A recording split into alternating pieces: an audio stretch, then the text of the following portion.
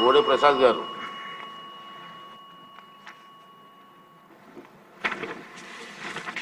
ధన్యవాదాలు అధ్యక్ష. గత 5 సంవత్సరాల్లో రైతులు తీవ్ర ఇబ్బందులకు గురయ్యారు. కొన్ని సమస్యలు గౌరవ సభ్యులు తెలియజేశారు. ఏదైతే పంట నీరు ఇచ్చే కాలువలు బాగు చేయకపోవటం, అధిక వర్షాలు పడినప్పుడు నీరు వెళ్ళకపోవటం, కాలువల నీరు కావాల్సినప్పుడు ఆ నీరు పంట చేలకు చేరకపోవటం, రైతు భరోసా కేంద్రాలను ఏర్పాటు చేసి వాటి వలన ఏమి ఉపయోగం కూడా లేకుండా కేవలం ప్రచార ఆర్భాటాల కోసం మున్సిపల్ పరిధిలో కూడా రైతు భరోసా కేంద్రాలు,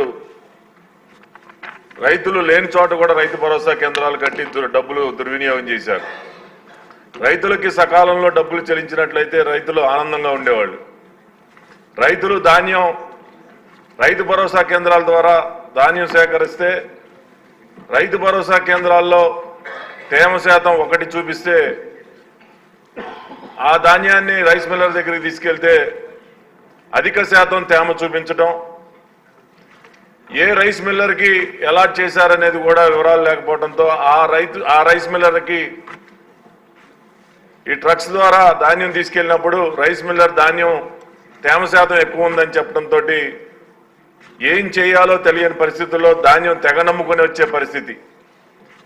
మద్దతు ధర ఒకటైతే రైస్ మిల్లరు ఆ డబ్బులు కాదు, మద్దతు ధర ఇవ్వము, ఇంకొక 200 తేమ శాతం ఎక్కువ ఉంది అని అంటే ఆ డబ్బులు రైస్ మిల్లర్కి రైతు చెల్లించి ఆ ధాన్యం అక్కడ ఇచ్చి మళ్ళీ ప్రభుత్వం ఇచ్చేదాకా కూడా రైతు ఎదురు చూడాల్సిన పరిస్థితి ఉంది. ఇప్పటికీ కూడా మరి సుమారుగా 1600 కోట్లు బకాయిలు ఉన్నాయన్నారు.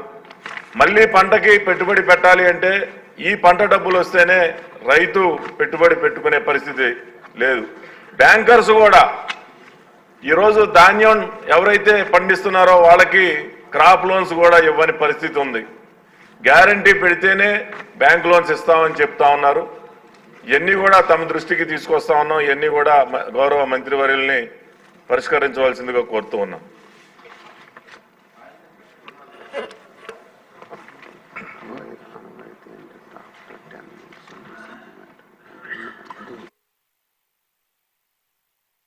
ఐదు సంవత్సరాల్లో మరి వైసీపీ ప్రభుత్వం అధికారంలో ఉన్నప్పుడు రైతు విత్తనాలు నాటిన దగ్గర నుంచి కూడా, అదేవిధంగా మరి ధాన్యం అమ్ముకునే వరకు కూడా అన్ని కష్టాలే. మరి ధాన్యం కొనుగోలు విషయానికి వచ్చేసరికి గతంలో రైతులు చాలా ఇబ్బందులు పడేవాళ్ళు. ఇప్పుడే బోడే ప్రసాద్ గారు చెప్పినట్టుగా ఆర్బీకే సెంటర్లు అని చెప్పేసి అట్టహాసంగా ప్రారంభించి దాని ద్వారా మరి ధాన్యం కొనుగోలు అని చెప్పేసి పెట్టి రైతులందరూ కూడా అక్కడికి వెళ్తే అక్కడ ఒక తేమ శాతాన్ని నిర్ణయించి వాళ్ళు ఏదైనా ఒక మిల్లుకి పంపించేవాళ్ళు. ఆ ఆర్బీకే సెంటర్కి వెళ్ళినప్పుడు కూడా అక్కడ పొద్దు నుంచి సాయంత్రం వరకు వాళ్ళు ట్రాక్టర్లు కానీ లారీల్లో ఆ ధాన్యాన్ని అక్కడే పెట్టుకుని కూర్చుంటే వాళ్ళు ఎప్పటికో మరి పలానా మిల్లుకి వెళ్ళమని చెప్పి మరి చెప్పడం జరిగేది. దానివల్ల రైతులు చాలా ఇబ్బందికి గురయ్యేవాళ్ళు. ఆ మిల్లుకి వెళ్ళిన తర్వాత ఆ మిల్లు దగ్గర మళ్ళీ ఆ మిల్లర్ ఏమో మళ్ళీ తేమ శాతం పరిశీలన చేసి అక్కడికి ఇక్కడ వ్యత్యాసం ఉంది, ఇక్కడ తేమ శాతం ఎక్కువ ఉందని చెప్పేసి మళ్ళీ రైతుకి చెప్పడంతో రైతు మరి బస్తాకి 100 నుంచి 200, 300 రూపాయలు నష్టపోవటం కూడా గతంలో జరిగింది అధ్యక్ష. దానివల్ల ఏంటంటే రైతులకి మరి ఆర్బీకే సెంటర్ వల్ల ఎటువంటి ఉపయోగం లేదు అధ్యక్ష. రైతులందరూ కూడా నష్టపోతా ఉన్నారు. కాబట్టి దీన్ని మరి ఏ విధంగా పరిష్కరించాలనేది కూడా మరి గౌరవ మంత్రివర్యులు దీని మీద నిర్ణయం తీసుకోవాలని చెప్పేసి కోరుతా ఉన్నాం అధ్యక్ష. మరి గతంలో ఎప్పుడు ఇటువంటి ఇబ్బందులు కానీ వర్షాలు కానివ్వండి, వరదలు కానీ వచ్చినప్పుడు నారా చంద్రబాబు నాయుడు గారు గిట్టుబాటు ధరకే ధాన్యాన్ని అంతటినీ కూడా కొని రైతులందరినీ కూడా మన తెలుగుదేశం పార్టీ హయాంలో ఆదుకోవటం జరిగిందని చెప్పి మీ ద్వారా తెలియజేస్తా ఉన్నది అధ్యక్ష. తప్పకుండా ఏదైతే బకాయిలు ఉన్నాయో వాటన్నిటిని కూడా వెంటనే త్వరితగతిన రిలీజ్ చేసి రైతులందరినీ కూడా ఆదుకోవాలని చెప్పేసి, గతంలో జరిగినటువంటి పొరపాట్లు ఏవి కూడా భవిష్యత్తులో జరగకుండా ఉండాలని చెప్పేసి కోరుకుంటా ఉన్నారు. అధ్యక్ష, గౌరవ సభ్యులు బండారు సత్యానందరావు గారు, జోగేశ్వరరావు గారు, బోడే ప్రసాద్ గారు, అదేవిధంగా కాగిత కృష్ణప్రసాద్ గారు అనుబంధ ప్రశ్నలు, అదేవిధంగా కొన్ని చక్కటి సలహాలు సూచనలు చేశారు అధ్యక్ష. ఎంతో దారుణమైన పరిస్థితి అంటే అధ్యక్ష, గత ప్రభుత్వం ఒక ప్రాఫిట్ మేకింగ్ కార్పొరేషన్ని, మా యాన్యువల్ టర్న్ ఓవర్ సుమారు 20,000 కోట్ల రూపాయలు అధ్యక్ష, 39,550 కోట్ల రూపాయలు రుణాలు చేసి గత ప్రభుత్వం రైతుకి ఇబ్బంది పడే విధంగా, రైతుకి ఖచ్చితంగా అవమానపరిచే విధంగా వ్యవహరించారు అధ్యక్ష. ఈ 39,550 కోట్ల రూపాయల్లో కొన్ని స్టాచ్యుటరీ పేమెంట్స్ మేము చేయాల్సి వస్తే ఒక 2,000 కోట్ల రూపాయలు బ్యాంక్ ఆఫ్ బరోడాకి రాగానే ముఖ్యమంత్రి గారి దృష్టికి తీసుకొస్తే దాన్ని ఇమ్మీడియట్గా ప్రభుత్వం నుంచి చెల్లించడం జరిగింది అధ్యక్ష. ఈ రోజున్న ఆర్థిక పరిస్థితుల్లో గౌరవ సభ్యులందరికీ కూడా ముందుగా నేను మాటిస్తున్నాను. ఎందుకంటే మన ప్రభుత్వంలో రైతే రాజు. ఎట్టి పరిస్థితుల్లో కూడా రైతుకి ఆ గౌరవం దక్కే విధంగా, రైతుతో పాటు ఎవరైతే కౌలు రైతులు మన రాష్ట్రంలో అధిక శాతం వ్యవసాయం చేసుకుంటున్నారో, కష్టపడి అనేక కుటుంబాలు దానిపైన ఆధారపడి ఉన్నాయో, వ్యవసాయ రంగాన్ని కాపాడడానికి కోసం 100% మా శాఖ నుంచి వాళ్ళకి అండగా నిలబడి త్వరగానే, ఎంత త్వరగా వీలైతే అంత త్వరగా నేను మీకు మాటిస్తున్నాను, ఈ 674 కోట్ల రూపాయలు కూడా 10 రోజుల్లోపే మాకు వీలైతే ప్రతి ఒక్కరికి కూడా రైతుకి ఈ నిధులు అందించే విధంగా మేము అన్ని విధాలుగా చర్యలు తీసుకుంటామని మాటిస్తున్నాం అధ్యక్ష. అదేవిధంగా గతంలో ఉన్న రైతు భరోసా కేంద్రాలను ఇప్పుడు రైతు సహాయ కేంద్రాలుగా మార్చాం అధ్యక్ష. ఈ కొనుగోలు విషయంలో ఎక్కడ కూడా పొరపాటు జరగకుండా ఒక కన్సల్టెన్సీ టెక్నాలజీని ఉపయోగించుకునే విధంగా టీసీఎస్ ద్వారా పారదర్శకంగా, ఖచ్చితంగా ఇందాక సత్యనందరావు గారు అన్నట్టు మండలాలు దాటి వెళ్ళిపోతున్నప్పుడు రైతుకి చాలా ఇబ్బంది కలుగుతుంది అధ్యక్ష.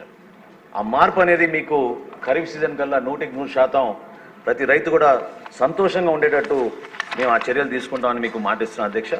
తేమ శాతం విషయంలో కానివ్వండి, లేదా అక్కడ సిబ్బంది సరైన రీతిలో స్పందించకపోవడం, ఆ విషయాలు కూడా మా దృష్టికి వచ్చినాయి అధ్యక్ష.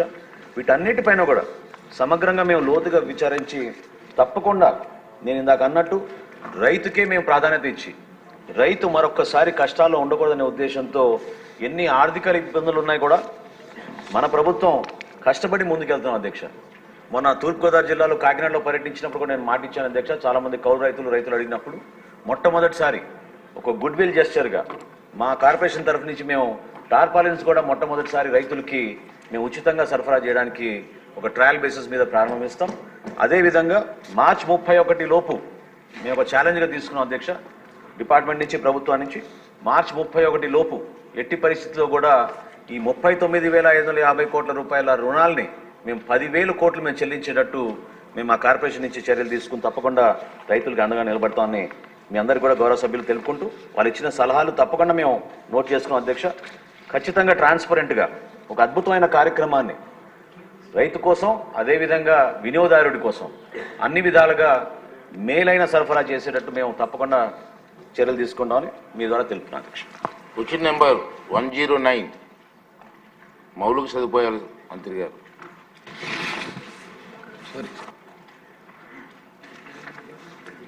అధ్యక్ష, మొదటి ప్రశ్నకు జవాబు, నిర్మాణం, నిర్వహణ, వాటా మరియు బదిలీ BOTST ప్రాతిపదికపై PPP విధానం కింద Messrs Krishnapatnam port company limited KCPL రాయితీదారుతో 17/9/2004 తేదీన కృష్ణపట్నం పోర్ట్ రాయితీ ఒప్పందాన్ని కుదుర్చుకోవడం జరిగిందయ్యా. రాయితీ ఒప్పందం ప్రకారం ఓడరేవు రాయితీ కాలం వాణిజ్య కార్యకలాపాలకు 30 సంవత్సరాలు, అంటే 23/2009 నుండి 19/3/2039 వరకు అధ్యక్ష. వాణిజ్య కార్యకలాపాలు 23/2009 తేదీ ప్రారంభమయ్యాయి. అందువలన ఒప్పంద కాలం 19/3/2039 వరకు ఉంది అధ్యక్ష. బీకే సమాధానం, Adani port special economic zone limited పేరిట కృష్ణపట్నం పోర్ట్ లిమిటెడ్ KCPL 75% వాటాల ఉపసంహరణకు ఆంధ్రప్రదేశ్ ప్రభుత్వం 7/9/2020 తేదీన I&I శాఖ ద్వారా GOMS నంబర్ 9 ద్వారా సమ్మతిని తెలియజేయడం జరిగింది అధ్యక్ష. వాటాల వివరాలకి ఉన్నాయి అధ్యక్ష.